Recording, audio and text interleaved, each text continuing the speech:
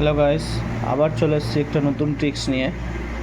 ট্রিক্সটা হলো কি, যদি আমাদের এরকম কোনো ক্যালকুলেশন দেওয়া হয়, যেমন ধরে নাও বেসে 2 আর পাওয়ারে 20 সেম টাইপের থাকে, তাহলে আমরা সহজেই কীভাবে ক্যালকুলেশনটা করে নেব। দেখো, আমি কি করব, 2 টু দি পাওয়ার 20 কমন নিয়ে নেব। কমন নেওয়ার ফলে তাহলে এখানে 2 টু দি পাওয়ার 20 ছিল, কমন নিয়ে নিলাম, তাহলে এখানে বাজবে 1, এখানে আমার বাজবে 1, এখানেও বাজবে 1, প্লাস এখানেও বাজবে 1 দিয়ে দিলাম।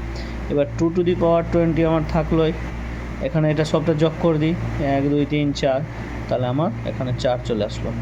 এবার কি করব, তাহলে 2 টু দি পাওয়ার 20 আর এই 4কে এই 2 এর পাওয়ার ঘাত আকারে আমি প্রকাশ করব, তাহলে এটাকে লেখা যাবে 2 স্কোয়ার।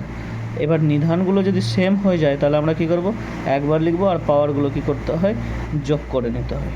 তাহলে 2 to the power 22। Thank you.